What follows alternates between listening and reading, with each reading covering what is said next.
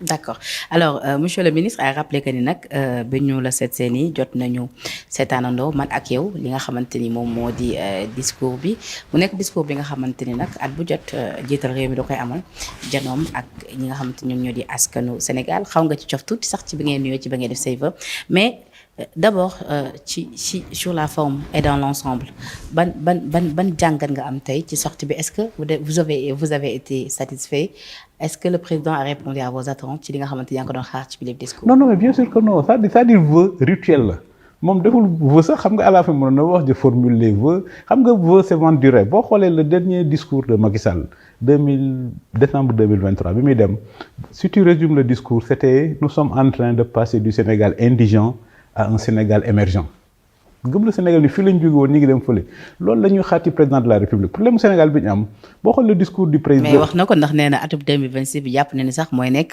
atub emploi atub ubbeeku ak yu demee ci tënk ci loolu la ñuy wax les vœux pieux maintenant li indi emploi mooy économie te ñoom nag économie lañ négligé problème yi Sénégal nekk yëpp dañoo nekk ci benn guuta économie guuta boobu nag ñu ngi ci dugg bi premier ministre waxee le Sénégal est un état faussaire le 24 septembre 2024 bi premier ministre waxee les chiffres sont boobu ba léegi le Sénégal am problème économie li ñuy def erreur la. le président l'a rappelé tout à l'heure ci wàllu teg bi li ñuy def erreur la du état mooy créer emploi li créer emploi mooy l'économie depuis Ablaye Wade on fait la même erreur ay FNPJ ay DER ANEJ c'est des erreurs l'état ne peut pas créer des emplois loolu les emplois assistés li indi emploi mooy le secteur privé et ñoom malheureusement depuis bañ fi nekkee ba léegi ils ne sont pas concentrés sur l'économie moo tax les chefs d'entreprise l'économie le secteur privé tout est en crise quand le pays est en crise les gens ne créent pas de richesse s'il n'y a pas de création de richesse il n'y a pas de création d'emploi mais pourtant le président a quand même magnifié liggéey bu am solo bi nga xamante ni le premier ministre mu ngi koy abattre ci biir li nga xamante ni moom moo di gouvernement bi d'ailleurs sax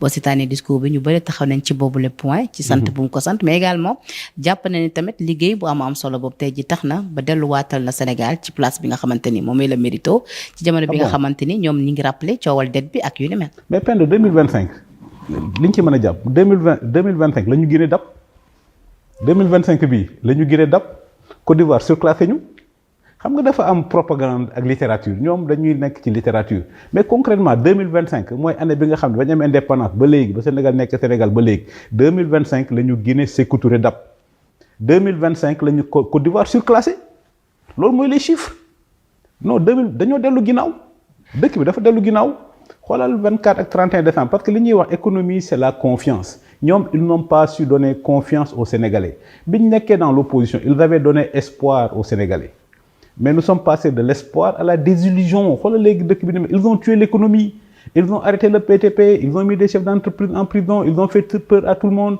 sur le pétrole ils sont en arbitrage l'économie c'est un climat de confiance. mais je veux dire l'essentiel dans tout ça c'est-à-dire ce qu'il y a à retenir mooy fi président daanele mu nekk la am solo que ni Sénégal tey jii delluwaat na ci fi nga xamante ni wàllu crédibilité parce que tout le temps depuis lors li ngeen soutenir mooy coowal dette bi dafa yàq li nga xamante ni moom moo di crédibilité wu Sénégal. mais Penda ban crédibilité le Sénégal amaat le seul endroit le seul moment où le Sénégal a retrouvé sa crédibilité mooy en matière de politique extérieure.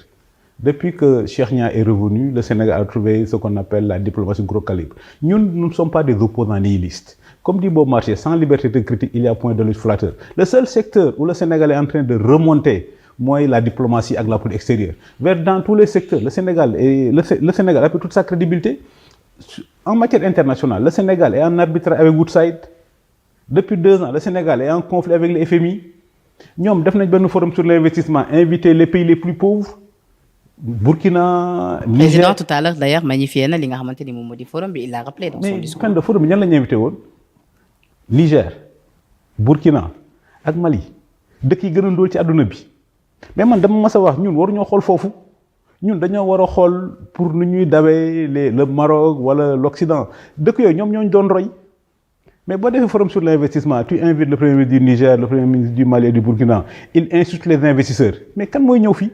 xool en matière d'investissement booy def un forum des investissements nga bëgg mu sérieux da ngay xool les plus gros investisseurs du Sénégal les Chinois les Américains les Français parce que c'est eux qui amènent l'argent les Marocains mais boo invité Niger Mali Burkina ça devient de la politique. Mais c'est pas grave puisque comme je dis mais les chiffres ne mentent pas Penda notre premier ministre Ousmane Sonko a toujours voulu Sénégal bokk AES masul sotti mais léegi bokk nañ AES sur le plan économique parce que les pays classés C par Moody's Mali Niger Burkina ak Sénégal sur le plan économique léegi ndóol nañ ba dab waa AES. Pourtant pas plus tard xam nga qu'avant-hier c'est des chiffres réels c'est pas des discours. et pourtant pas plus tard qu'avant-hier parlons de chiffres monsieur le ministre.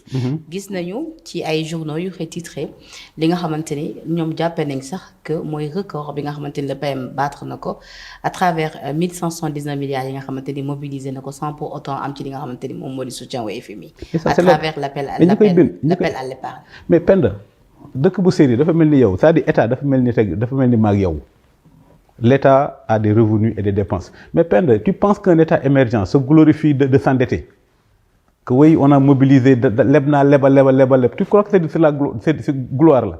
Mais État bu sérieux, bu émerger, dafa wax damay créer richesse.